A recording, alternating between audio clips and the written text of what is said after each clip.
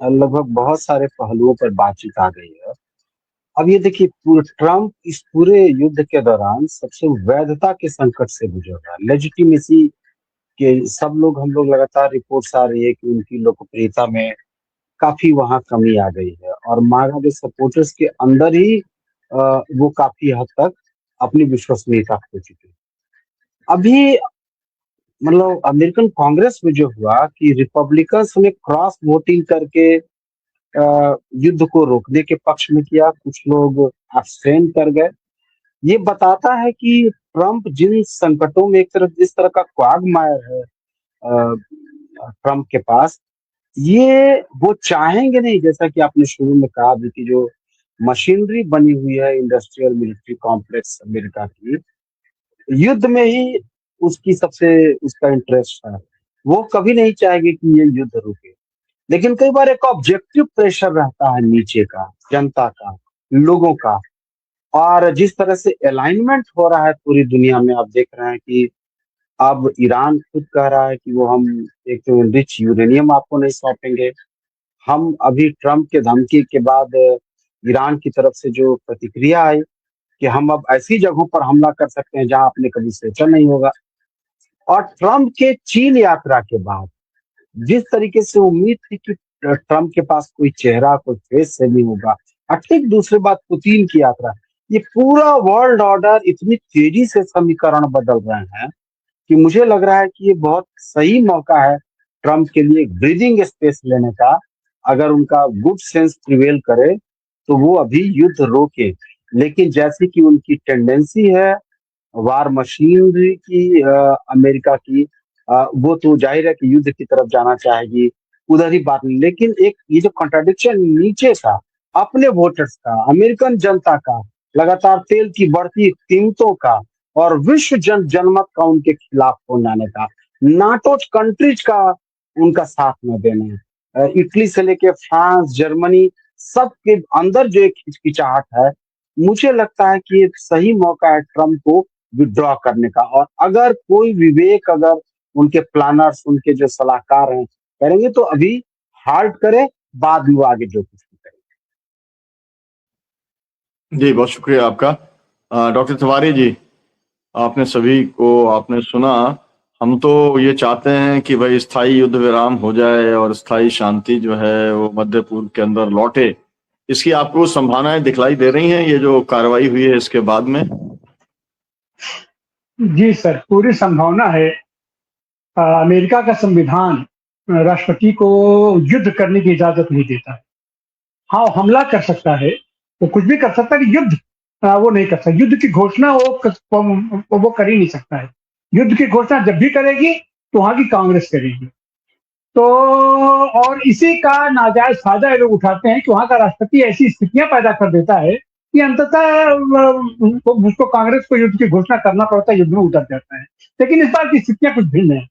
इस बार की स्थितियां कांग्रेस से और ट्रंप से बिल्कुल भिन्न है, क्योंकि इस बार का राष्ट्रपति कुछ पागल टाइप का राष्ट्रपति है उनका। वो विचित्र जैसा हो गया है, और वो अपना सुध-बुध बिल्कुल खो बैठा है। अब वो किस कारण से है, क्या कारण है, वो तो इसके बहुत सारे कारण हैं। और तो एक तो ये है कि अमेरिकी कांग्रेस से युद्ध की घोषणा नहीं करेगी, अब इतना ये बात स्पष्ट हो गया है। और अगर वो घोषणा नहीं करेगी तो छिटपुट तरीके से ये पर हमला कर सकते हैं, बातचीत करते रहेंगे। और अब चूंकि ट्रंप फंस गए हैं, इसलिए उसमें से उनको निकलना है, तो निकलने के रास्ते ढूंढ रहे हैं। वो रास्ता अब उनको नहीं मिल पा रहा है। वो रास्ता चीन से निकल सकता था, वो रास्ता रूस से निकल सकता था, वो रास्ता पाकिस्तान को उन्होंने ढूंढने की कोशिश की। जहां से रास्ता उनका निकल सकता था, उसका उन्होंने हाथ पांव बांध दिया है, उसका जो तो उसका मुंह उन्होंने अपना सिल दिया है। फल ये हुआ है कि उनका वो माय डियर फ्रेंड आज की तारीख में मस्खरापन करके के घूमते फ्लर्ट कर रहा है, पूरी दुनिया के पैमाने पर वो फ्लर्ट कर रहा है, क्योंकि वो भी बहुत बुरी तरीके से फंसा हुआ है, में फंसा हुआ है, और राष्ट्रीय अंतर्राष्ट्रीय स्तर पर उसकी भी बहुत ही शीशा लेकर हो रही है। और हमको लगता है कि वही एक उनका आदमी है जो उनको वहां से रास्ता निकाल सकता है, क्योंकि वो इसमें माहिर है। मतलब कहाँ से कैसे निकला जाए, और मतलब कहाँ से अपना कैसे घुस जाया जाए, लेकिन उसका वो फायदा उठाएंगे नहीं। तो फिलहाल इतना तो स्पष्ट है कि इजराइल उनको युद्ध से भागने नहीं देगा ट्रंप को। नेतन्याहू ट्रंप को युद्ध से भागने नहीं देगा, और ट्रंप ये ट्रंप को अमेरिकी कांग्रेस युद्ध करने नहीं देगी। फल ये है कि वो उसी दुविधा में वो लटके हुए हैं।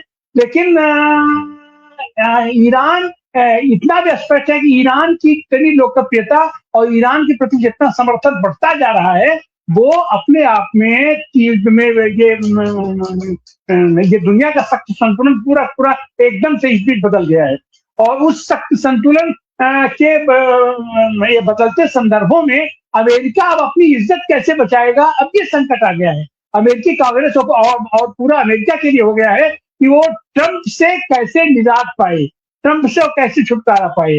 वो ट्रंप के खिलाफ अभी वो महाभियोग लाने की भी स्थिति में नहीं है। तो इस समय अमेरिका खास करके पूरी दुनिया के लिए समस्या बना हुआ है, और अमेरिका के लिए ट्रंप समस्या बने हुए हैं, और इसका समाधान फिलहाल तो नहीं दिखाई पड़ता है। हाँ, ईरान ही इस बात का आज की तारीख में सारी समस्याओं का कि अपना चाबी भी ईरान के पास है, और सारी समस्याएं भी ईरान के ही पास है। और ईरान को जिस तरीके से खास करके चीन और रूस का और तमाम मित्रों का समर्थन मिल रहा है, तो ईरान भी अब बहुत ज्यादा हमला नहीं करना चाहेगा।